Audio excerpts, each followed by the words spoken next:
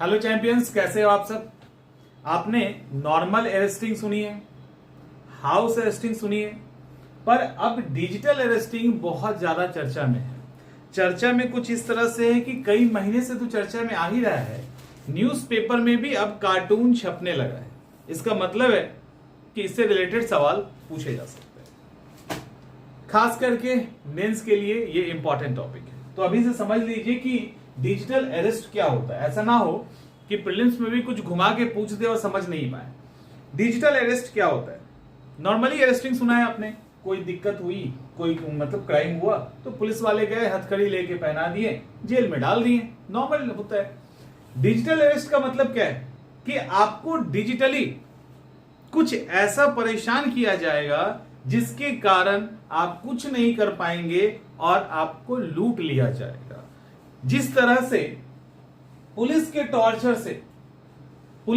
Torture से jail में कैदी की मौत हो जाती है, उसी तरह से डिजिटल अरेस्ट के दौरान भी कई बार इतना टॉर्चर होता है कि हार्ट अटैक आना और डेथ बड़ा ही आम हो गया। कुछ समय पहले की बात है, अभी हाल ही में घटना हुई है।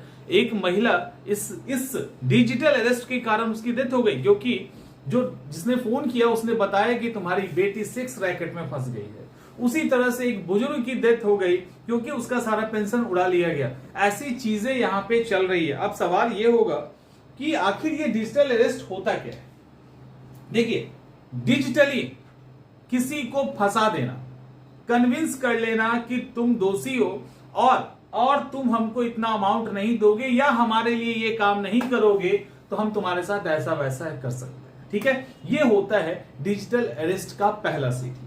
डिजिटल अरेस्ट के लिए क्या किया जाता है, उसके लिए माध्यम क्या है। बड़ा ही सिंपल सा माध्यम है। अक्सर सबसे ज्यादा जो अभी आजकल यूज हो रहा है वो है पार्सल। बोला जाएगा कि आपका पार्सल कहीं से आया है, आप पार्सल आके लेके जाइए, बस के लिए आप इतने रुपए दे दीजिए, आपका पार्सल फलाना जगह पे रखा हुआ है, आप ले जाओ। एक तो ये फ्रॉडबाजी हो गई। दूसरा, उससे बड़ा होता यह है कि पार्सल जब आप मान लो कहीं कर रहे हो, अब उसको पता चल गया, अब पार्सल आपने भेजा तो उसने क्या कहा आपको फोन करके, आपके पार्सल में ड्रग्स है, आपके पार्सल में फर्जी पासपोर्ट है, एटीएम कार्ड है, ये सारी चीजें मिली है। अब आप पे इंटरनेशनल केस बनेगा। आप अगर अभी पैसा देते हैं तो इसको सेटल किया जा सकता है, अदरवाइज आप चले जाओगे जेल में। इसको लेकर अभी एक बुजुर्ग का 2 लाख रुपया लूटा गया, उनका पेंशन का पैसा लूट लिया। ठीक है, ये बहुत ज्यादा हो रहा है। दूसरा, मनी लॉन्ड्रिंग। अगर आप किसी के भी अकाउंट में पैसे ट्रांसफर किए या फर्जी ट्रांसफर आपके अकाउंट में हो गया तो वहां पे कॉल आना शुरू हो जाएगा। अच्छा, आपका उस अकाउंट से पैसे ट्रांसफर हुए, आपका उससे क्या लेना देना है, ये भी एक तरीका है। इसके अलावा पॉर्न, ये एक बड़ा माध्यम हो गया है। ठीक है, वेबसाइट पे चीजों को डाल देना, एडिट कर देना एआई टूल्स के थ्रू, और भी कई सारी चीजें हैं। आप देख रहे हो पॉर्न जो लोग देखते हैं उनका हिस्ट्री निकाल लेना, उसके आधार पर ब्लैकमेल करना। इसके अलावा कई सारी चीजें, फेक ऑफिसर बन के, ठीक है, जैसे फेक ऑफिसर है ना, उसी तरह से फेक केस बनाकर, ये फेक तरीके से वो क्या करेंगे, सरकारी कुछ डॉक्यूमेंट्स एडिट कर देंगे गलत तरीके से केस का, या कुछ चार्ज लगा के वो आपको भेज देंगे, फेक वीडियो बना देंगे। तो ऐसे करके भी आपको परेशान किया जाता है। ये सारे माध्यम है डिजिटली अरेस्टिंग का। अब ये मामला जब बहुत ज्यादा बढ़ गया तब जाके दिल्ली में अभी विद इन 3 to 4 months 400 से अधिक मामले दर्ज किए गए। पिछले 10 सालों में 65,000 से अधिक मामला दर्ज हुआ।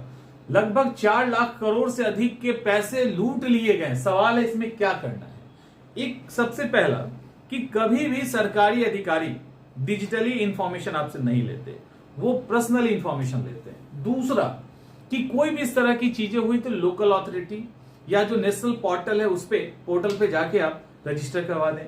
और तीसरा, किसी भी तरह का अगर अनवांटेड कॉल लंबे समय तक रहता है तो वहां उस पर लंबे समय तक नहीं टिके रहे, तुरंत डिस्कनेक्ट कर दे। यदि लगता है कि वो डरा रहा है, धमका रहा है, तो किसी भी तरह से कुछ भी करने पे भी अपना पर्सनल इंफॉर्मेशन शेयर ना करें। ये सारी चीजों से आपको बचना है। इस तरह के कई सारे कॉल्स मुझे भी आ चुके हैं।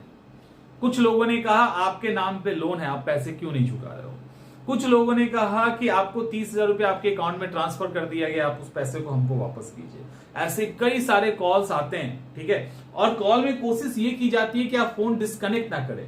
फोन कनेक्ट रहने के दौरान ही आप उसको पैसे ट्रांसफर कर दे, इस पे भी बहुत ज्यादा जोर होता है। तो इस तरह से डिजिटल अरेस्ट से बचे और जो भी चीजें फोन पे कही जा रही है उसको लेकर पहले श्योर हो ले कि नहीं सब कुछ ठीक है ना, नहीं है तो फिर होगा जो भी होना होगा। चलिए, तो ये है, क्लियर हो गया।